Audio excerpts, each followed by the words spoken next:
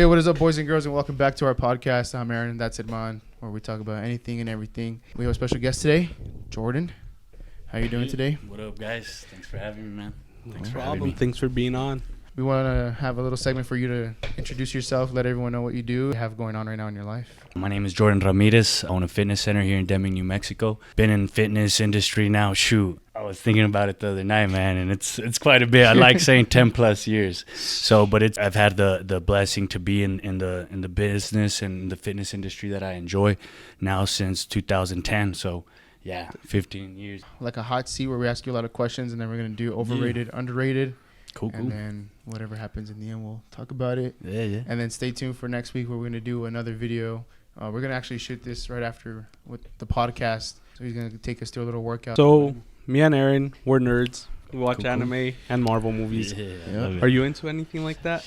You know, no, bro, but no, zero. But my son loves it. So he's seen, I've growing up with E, I learned a lot of anime, so some Goku, a lot of stuff. I was like, son, hold on, let me double check and see what you're saying. This don't even look like. Love them. I got to know that a lot of these stories have good meaning behind them, and there's so I have tapped into like what they are. Yeah. And I did get into Goku. So no anime other than some Goku seasons, bro. And before you knew it, I was like looking at it, I'm like, yeah, it's like 3 episodes in, and I'm dug into Goku, and I liked it. Yeah. Not any Marvel, not any other. Marvel movies, for sure. Everybody's, I think personally, I've always, looked up at superheroes. I've always wanted to be a superhero myself, and, I like to think, we can still be superheroes, So definitely like the Marvel and, the DC characters, but not, tapped in just to probably on the surface. Yeah. So how was your life like before all the gym life? Dude, so pretty active. I've always been adventurous and active, man. So I think that kind of led me into the fitness is being active, playing sports. But I've always enjoyed, I guess you would say, being competitive, either some sort of adrenaline, adventure, or being competitive. And I think through fitness, I've kind of been able to keep competing in a certain way, or either challenging myself or, bringing that challenge towards others. Why is it important to go to the gym? I think that's what I tell my clients. It's a non-negotiable. I try to express it, throughout the years and bring it in different ways of why it's so important. The biggest, what I say again, it's the biggest bang for your buck. Meaning, I've seen people throughout my experience in the fitness industry that don't really do nutrition, right? They eat whatever they work out because they say, oh, well, I work out so I can eat whatever I want, right? And that's actually been beneficial to them in a way. They really work out hard. Again, that's probably not the case, and that's not something I recommend type of attitude. Yeah. But it is a big bang for your buck. So I think that exercise and hitting the gym is a non-negotiable so you can utilize your energy. What do you think like the percentages out of 100 of like nutrition, working out, and like recovery? This industry, right? Because people want to know, hey, where should I go hard? Which one's gonna give me more? I think all three obviously are important. I think if we put sleep, if we don't get sleep, the recovery. I think if you tackle the weights, it's gonna be hard, right? We're only gonna get so far. So they're all gonna complement each other. So it's hard to say and give it a balance. But from my experience, I'll be able to recover a little faster. So then I tie that in, and when I look at my sleep, if I get 5-6 hours of sleep, I start paying attention if that 7-8 hours my recovery is making a difference. All play a big role, but body won't change without the nutrition. One won't change without the other.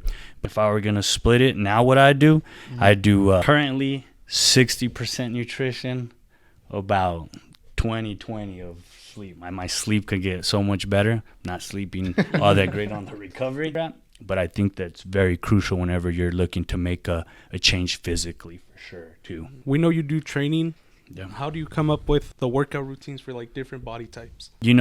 Is doing your research throughout the years now. I've been able to work with lots of different types of people with different, ethnicities, backgrounds, right? Styles, cultures, and everybody's going to respond a little bit different. But at the end of the day, basics are the basics on what helps by, changing habits that are going to help us be healthier. Yeah. But when it comes to picking the routines for somebody's lifestyle movement, it depending, again, if I have a older client, younger client, I've always gonna train my clients like athletes, but obviously it's probably not gonna be at the same intensity. It's probably not going to be with the same amount of resistance, but we're going to put this 60-year-old man definitely in movements that are required in order for, like, function on a daily basis. So what should beginners do when they start working out? It could definitely be really intimidating coming to Yeah. the gym or the first time.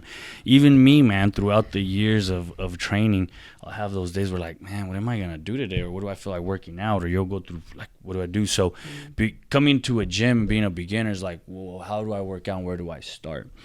One, just the motivation of them coming in through that door here at Ultimate. We try to make it a culture of like, hey, this is easy. As long as there's some consistency behind it, we can level up. And my advice to beginners is to start tracking your input and output. How much calories are you intaking a day to how much calories are you burning a day? And then now you just try to add the movement enough, start utilizing the gym to burn a little bit more of those calories than you're consuming. Come around and just sit on every machine and do 15 reps. That's full body movement, without knowing really what to do. And then that's your week 1, week 2. After that, you start getting, you kind of know. Mm-hmm. Man, I'm consuming 3,000 and I'm only burning 1,500. No wonder I'm not losing weight. Yeah. Like, oh shoot, yeah, like. But then you're aware. Like me personally, I think it's like just get in the door, or get to the gym first. For sure. Because that's like the first step. Because people don't want to always be that consistent day of like, oh, I don't want to go today. Yeah. You know what? I'll take the day off. Yeah. But there is a certain point where I was too, where I plateaued. So what would you tell people who have plateaued and they don't think that they're seeing any improvements? For sure. And that will happen. I mean, I think that's a good question as well. And that question is because it happens often. So when you're a beginner and you haven't really lifted weights or you haven't changed anything in nutrition, you're going to get the fastest results was probably in the beginning of the stage, right? You lose the weight or you gain the little muscle, and all of a sudden it's like, hey, well, my body's adapting to the resistance training that it's doing. It's adapted to the new nutrition, and I've kind of hit a plateau. That's when, again, you step back, you reassess. So it could get very complex, right? It could be very basic, but it could be very complex. But breaking through plateaus is just, maybe intensive, a little bit more intensity on the workouts, for sure, because that's always usually the case. We tend to fall back on some intensity on workouts because workouts can be hard. Either go heavier. It's hard going heavier. It's hard going all out. It's hard getting your heart rate as high as possible for 5, 10, 15 minutes. Yeah. So it's uncomfortable, but that's when I think breakthroughs happen, like plateaus. And we just really adjust in the nutrition. The plateau part is going to be big on the nutrition part because you're probably working out at this point. You've become addicted to it. You've become to where movement's non-negotiable. And then you're at a plateau. So then that's when you're probably going to get better. If you're a kind of beginner, you're going to get more dialed in and better at your nutrition. That's what's going to be the game changer. That's when the nutrition, the recovery. Usually people master their workout first before they master their nutrition. And then there's levels to it. So there's levels. And I like seeing that when clients come in and, they hit a plateau and they're like, hey, what now? It's like, well, now we deep dive a little bit more into, our nutrition. Do we need a carb cycle? That meaning, hey, some days you might have carbs, some days you don't have carbs. I'm a big carb cycling guy when it comes to switching your body anatomy, like physically. And so when I compete myself and I look to try and change my body and cut the most body fat that I possibly can, which could get pretty tough, I carb cycle, meaning I really watch my carb intake, and some days are high, some days are low, and that's strategized behind my activity, based on my activity and based on how quick I'm cutting, but mainly on the activity. Once body fat gets a lot lower, then it gets, again, a plateau. For me, that would be harder to burn fat because so you get just a little bit more intense on maybe the cutting. Yeah, it could be very complex, but it's fun. So it's a topic that, I could go on a rabbit hole and keep on going. Is that like having to like not eat like anything carb related for like a day, or is it like dude, 3 days? So check it out. I've gone I think the most I've gone without carbs, basically no carbs, is 10 weeks. Yeah, that was a hard cut, man. And talk about knowing disciplining yourself. But I hired a coach, and he was definitely, not that he was against carbs, because he definitely had clients, and when we showed up to competition, some of his clients were eating donuts before the comp, and he wasn't giving me donuts. But I just wasn't doing well with carbs. Certain people can carb load a lot easier. It is a body type. Some people's metabolism's higher than others. Some people retain water more with carbohydrates. It depends on that. So I've gone lots of weeks without carbs, and carbs is what's gonna, again, be a big factor on. It's an energy source, so we got to be careful on how hard you cut. I don't recommend it, all of a sudden taking your carbs out. What would you recommend for cravings? How do you taking years? That definitely, I had tons of cravings once you're competing. The first 4 weeks to a cut, I tell people, at least for me, when you start a cut, you're a little motivated. It's easier to drop the sugar, right? Because it's straight up sugar. You don't try not to have zero sugar. And then the carbs that you do have, you strategize them to where they don't spike up your insulin, your sugar level so high. So you want complex carbs. But the cravings that I had, man, when I'm on cuts, you start even just wanting even a sort of amount of texture. Do you think there's a limit to get to a certain extent with your body physique without it taking any enhancements? For sure, man. The body's amazing. One thing I've definitely have realized throughout just fitness and other jobs I've had is, the body can tolerate and it can make a change. PEDs do play a role, to expand that, like we were talking about threshold. There's a limit that your body will hit, maybe as far as strength. Like if we were talking about strength wise, there is. I think you can get very powerful and very strong without having to enhance, for sure. Now, if you're going to a competitive type of form, if we're talking, you can compete naturally and you'll still be strong. But if you probably go up against some people that enhance, you might get beat. I bet that. you might get beat, but because they play a role. Yeah. But again, it depends what your outcome and what your goal is. That's a whole nother rabbit hole. What do you think about like people that use, let's say, for the weight loss, the shots that they're taking like now? Ozempic and all that. Man, there's a big take. I'm no expert. I definitely have had and worked with some clients that have experienced some of these weight losses. Yeah, they're going to work great. But again, it's a lifestyle like we talked about earlier. There's human behavior, right? So you implement these things, there's a cause and effect. But if you don't implement the lifestyle change of the healthy habits, like eating and you're non-negotiable with movement, you're going to have that early progress, maybe lose weight. But then again, you might not be healthy because you're still not making some right choices. You still might be eating the wrong things whenever you do get hungry. These weight loss, they're suppressants, right? They're going to kill appetite, which again, one reason I'll tell you I don't necessarily like them. Again, it can be complex and it can be used properly for certain situations depending on the client. But me personally, I don't like it because now muscles like our 401k, like to think about it that way. So if you want to build, you build muscle early on. You want to sustain muscle. What I've seen with some of my clients, it deteriorates their muscle, meaning they're not eating, they're taking these weight losses and they're losing, yes, body fat, but they're losing a lot more muscle faster really than body fat in some cases. What my personal experience have been, and that's the body sometimes will burn through muscle before it burns through your body fat. The muscle's got better fuel than the fat. So be aware of that, people. The next question I had, or that we came up with together, was what was the process like of opening up the gym? I got into fitness in 2009. So I graduated here in Deming. I moved to Cruces, and I started working at it was a psychiatrist's office. He was a doctor, bro. And I was a receptionist. So yeah, I wasn't cut out for it, man.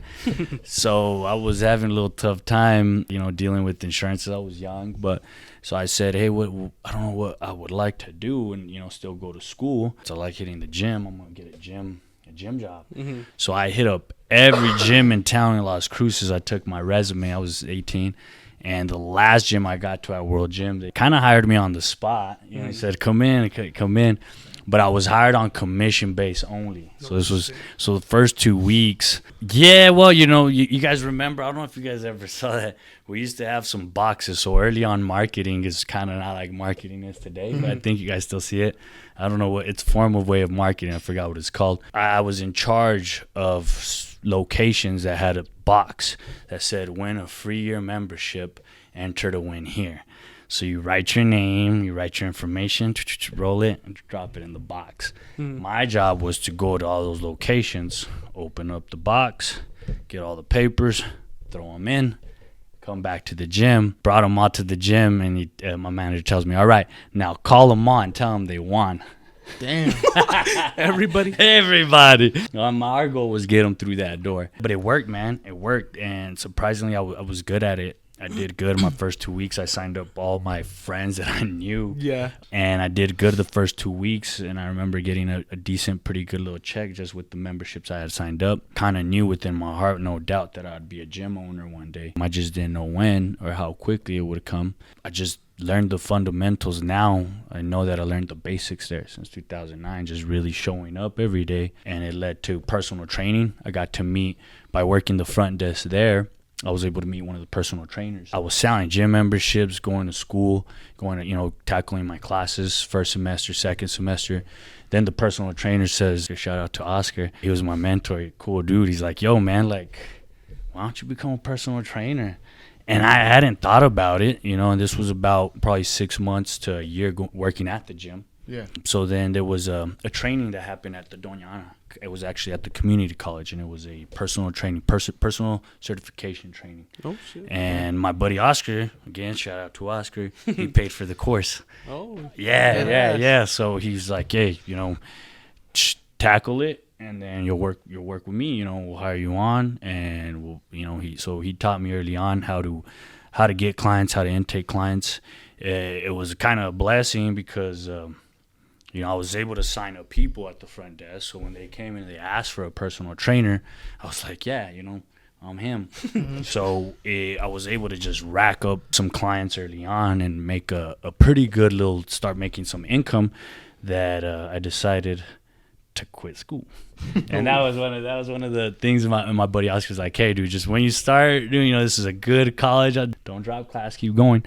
But I mean, the money was good, man, and I had never seen it like that. Clients were like, man, I need a 2 p.m., I need a 11 a.m. And I'm like, man, I got class. I'm like, nah, screw it, I'm going to take this client. Right, let's go ahead. Let's commit to 20, 30 sessions, 40 sessions, 10, checks were being written out. And now you're learning to deliver. So it started early on back in 2010, man. And since then, it's just been a blessing, landing clients. And I've realized adding value to people's life has added a whole lot more to mine. It's kind of why I like doing what I do. A little add on to that. Did you ever have any doubt? For sure, bro. I mean, there's always, even, I guess, doubt, fear, you know what I mean? Mm-hmm. Failing, that's always it's always on back of your head whenever it is you do anything. Yeah. But at the same time, man, I think that's where I've kind of shined in some areas in my life, and I've been able to be successful, is because sometimes I don't doubt it, man. I just show up. Yeah. There's one thing that I'm good at, is showing up, no matter what time it is. And when I do show up, I try my hardest. So sure. Coming this far, do you think there's any unspoken truth about being an owner or being this high up in the business already that a lot of people really don't understand? Yeah, man. Well, definitely wasn't overnight. A lot of people, I guess maybe it's easy, right? You don't really follow people sometimes, or you don't know, but it definitely wasn't overnight. It's taking a lot of, just mastering the basics, longer than everybody else. Mm-hmm. The gym business is not as easy as what people would think. It's not hard. Not saying that, but I think just business in general, people would think that business is fairly easy. It's something that I've realized throughout the years it's not. But I've also realized that I love being in business. I love it just as much as fitness, if not more now. Yes. So it's pretty cool being in business. So I've learned business has taught me a lot, in different aspects of life. It's just as far as systems, creating systems. It's just like in your life, you want to create certain patterns, and to be successful, a business is relies a lot on on your systems, and simplifying things in those systems. Do you have any burnouts? You said that you've come to love business and working out and loving all the stuff that you do, but there had to been at least one moment of burnout, right? For sure, man. I mean, Yeah, certain burnout when you get tired. Yeah, definitely life be hitting, or what do they say? Life be life. And sometimes I think I've put myself in certain spots that can make life a little harder, more resistance. Why? A couple of different reasons why. But for sure, whenever I don't, set myself up for success in life, I think I can get very tired, through the output with wanting to be very active, be a lot of places at once, that it gets me tired.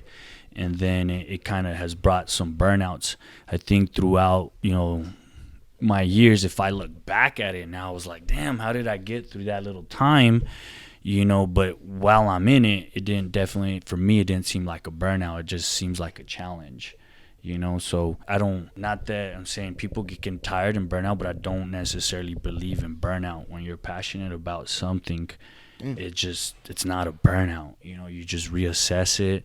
You find your leverage, your purpose of why you started it to begin with, and then you adjust the outside for your purpose, right? For, this is what I do, these are my values, this is what I believe in, and then everything falls into place. Everything falls into place according to those values. What was your motivation that took the initiative for you to actually take the leap and open up the gym? My divorce, bro. Your divorce? Yeah, just playing up. I was like, dang. Oh, God. My ex-wife, bro. No, actually, that's not too far from the lie. But, I mean, I was working at the fire department. I mean, what motivated me to take the next step as far as, investing and buying the equipment and saying, hey, I'm going to put up a gym. Initially, I would like, I put up a gym. And, from a gym, I would like to say it became a fitness center. Yeah. And then now I would like to think that it's not a fitness center. I own a health club. Right, so like I said, there's different ways you can say it, but here at Ultimate, it's like we're a health club, But what motivated me early on was working at the gym throughout the years in personal training. Before, throughout those years, I had already a couple different businesses. I had a security business. Oh shit. Then I got into Herbalife when Herbalife was kind of peaked. Yeah, I guess you would say at its peak. Yeah, in 2010, and I had a private studio, so I had the juice bar up front and training in the back. So I had clients. So I've always trained. I've always been a personal trainer since 2010, which has always kept me inside a gym. And in 2015, I decided to apply at the fire department. So I became a firefighter in 2015. Which allowed me, I loved it because we would work 24 on, 48 off. So I was still able to train my clients on the 2 days I had off. Yeah. So I definitely grind, no matter how shift was on the ambulance, on those 2 days I still had 12 to 14 hours of training, delivering some clients. So it was definitely a grind, but it was definitely worth it, throughout the years of just, again, being consistent, and showing up. What motivated me was, I think, dude, I wasn't playing. I think a little bit of a breakup. Sometimes breakups will make, will give you a little push. Yeah. So, and then at the fire department, I was loving it, but it wasn't. Personal training was actually paying, a lot more than the fire department. But I loved it. Don't get me wrong. I loved the experience that I had at the fire department, being in the ambulance. That taught me so much. Yeah. But I decided that it just was not gonna pay what I wanted to, what I think And again, fitness is something that I enjoyed and I loved, and giving value to people. I learned early on that people would run through a wall or do anything for you whenever you add value to their life, or they change. You made a physical change in them and they care about you. So I enjoyed that. I loved that. I was good at that, and that motivated me. So my ex-wife, shout out to Vero, she helped me start the gym. I mean, it was, sometimes relationships are not the best, but you still have support, and you still get it. You still get life. So V helped me start that gym up early on in 2018. So it was pre-COVID, which was a gym before Ultimate Fitness. It was called One-on-One Fitness. One-on-one. Yeah, so Down Columbus, right? yeah. So it's actually there's a gym there again now. Yeah. So there's a gym now there. So that was about 6,000 square feet. Mhm. Nice gym. I actually miss it. Just your old school. That was a gym, right? Yeah. Metal building. It was hot when it was hot, and it was cold when it was cold. Mhm. But dude, that's when I realized the people that had my back, or people had my back. Clients followed. Clients supported me, just like throughout the years where I've seen. Sometimes you won't have the most support in certain areas, or people you think that are gonna support you don't. Mhm. But then you also realize that you got plenty of support. So again, shout out to all my clients, because if it weren't for them, I wouldn't be as successful as I am, or having the success that I'm having right now, for sure. Have you Yeah. reached any of your goals yet, or do you still have goals in mind because you've made so much progress? Human beings, we work best off of goals. I've noticed myself, I work, best when there's a purpose or there's a goal in front of me. I think the reason of why I've put myself in certain situations or certain trainings or certain competitions is just for that, right? To set a little goal. But the goal is definitely always to expand. Definitely want to add more value, not just to this community, but anywhere where we have the ability to add. But yeah, the goal is to keep on having some adventure throughout different types of businesses. But fitness is what I know. It's what I've done, so it's definitely would be great just to always continue my different ventures through fitness. All right, that leads into the next question, actually. Pretty much with the knowledge that you have now, what would you do differently back then? I think I'd hire a mentor, early on, or say yes to help. I think early on in my career, Jordan wanted to do it. When people would ask, no, it's all right. I got it, or I can do it. Clients that have been successful in their own lives, that have given me great advice. One client was like, hey, man, say yes. And, and let somebody be blessed and tenfold, because the rule is growth and contribution. In order for somebody to grow, you got to give back. It's an unwritten rule. I got to give back. I got to help my boy out. The only way I'm going to continue growing is by contributing back, that being in business or in anything, but you definitely have to give back. Make sure to ask for help. Yeah, 100%. Don't be scared to ask. Yeah. Well, if help is offered, make sure to Yeah. take it. Right. So if you do something with more passion and you show up and you give value, you're gonna be rewarded. You're gonna be able to get paid so much more in life if you just learn that you need to add value. It's the value you bring to the society or the community. But the last question is going to be, or the scenario is that you're 25 years old with $10,000. What would you do to open up a new gym? I think any business is you got to look at what its numbers, its profit numbers are. Definitely knowing the demographic of, okay, if I want to start it in Deming, how much does it cost average rent there, right? How much is start looking up how much my equipment is going to cost me, right? I only got $10K. Unfortunately, equipment is pretty expensive, and it's only getting more expensive, but $10K is perfect enough. When I first started my gym, I bought it off of eBay, a 21-piece gym for $13K, actually, out of Portland, Oregon. It was a little gym that was closing up. Dang. And I had sold my truck. That was $5K. A client prepaid me $10K, so I had $15K. I had saved up, like another $5K, right? So there was definitely some grinding and putting a lot of output, right? But yeah, you would definitely want to look at, hey, one, I'm 25, I have $10K, I want to start a gym. I'm going to try to get on some sites and get some deals, maybe look at some gyms that are being sold for a low price, and on the internet there is. Just the other day I scored a couple of pieces of equipment, but you got to do your research. So I would definitely look at where I can get eBay or different type of warehouses, get my equipment low. But I would definitely want to look at my demographic, meaning how many people live in this city, what's the average income of a household, and that's going to determine, right, if you should probably open and go up for business. Is it in demand? But at 25, you're probably not thinking that, right? But if I was 25 with 10K, I'm realizing with what I know now, I'm realizing that's not much. Yeah.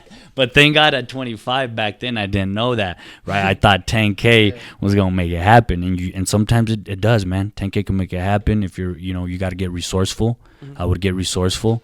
So if I'm 25 with 10K, I'd get resourceful. I'd be like, hey, that's how I got resourceful with my client. It says if you pay me down for the whole year up front, this is the price. So I got resourceful. I got creative in order to make it happen, right? We're just gonna give you different topics, and you say overrated, underrated, and it can be all gym influenced. All right. Cardio, overrated, underrated. It's underrated. I like cardio, bro. All right, the next one is meal preps. Underrated. No, meal preps you need. I mean, it's good meal prepping. So whatever that means by. Next one is competing in the gym, like doing competitions, doing bodybuilding. competitions. That's overrated. I think bodybuilding has been a thing before even stepping on a stage. Yeah. Calf workouts. Calf workouts. You gotta hit them calves, baby. They're underrated. Hit your calves. New Year members. We love it. Keep them coming. Yeah, underrated. We need more. Sleep recovery. We need sleep, bro. Underrated? It's underrated. Yeah, a lot of people don't sleep good. And Ab workouts. underrated. Yeah, we gotta work out our core the right way. Pre-workout. Overrated. Overrated. Morning- Drink a cup of coffee. Morning routines. Or early. Underrated. I mean, that's where you. I love morning routines, so I think that's where you win the day. Working out any hour is a big bang for your buck, is beneficial, but early in the morning has just some sort of effect that you'd have to implement to your lifestyle to know what I'm talking about. Gym music. Dude, Needed. that's been the biggest problem since I've been a gym owner, bro. People always complain about the music, no matter what genre you put, no matter what style. But the right music matters. I think it's more overrated because you're having to cater to everyone. Yeah. Gym influencers. Overrated, but Taking some up people, some people, I think we all need role models. I think there's some that are authentic and give some quality information, and I even follow people who make noise at the gym. Oof. We don't judge here. We want you to just you got to be respectful. You can't get too crazy with if they're pushing 405, you're gonna probably hear the weight sit a little, and you're probably gonna hear a little behind it. But some people want attention, and they be slamming with no weight just for people to look, right? Next one is stretching. Mobility, man, it's very important. That's actually something that I've take really serious. Underrated, yeah. And then the last one is gym bros, people who like to take all the dumbbells. Oh yeah, no, don't do that. This is our very last question. Do you have any regrets, like in general? You don't have to be specific. Yeah. If you're gonna say yes. I think definitely. I would like to say no, man. Right? Like, hey, there hasn't been no regrets. Life's been good and everything's been great. I think if I could play it back for sure, on definitely valuing certain things or certain people throughout my life, I would definitely adjust. On valuing the things that I did have. But it's life, and I also understand that, life happens, people's behaviors, but we just always try to stay positive and, look at, what I do have and be grateful what I have done and where I've caught the ball instead of where I dropped the ball. But I definitely do have some regrets throughout life as far as just valuing certain things that I had in my life that maybe I no longer have. But if I would adjust it by paying attention, then I would still have it. All right, I think that's about it. We're gonna go into the workout session video real quick after this, and then take us out, man. All right, guys, thank you so much for watching. I hope you enjoyed Jordan being here with us. Yeah, it was a long episode. I hope you liked being on camera and all this stuff. So we'll have to do it again, man. Shoot, there's more. Make sure to drop a like, leave a comment, and subscribe. Peace. Later, guys.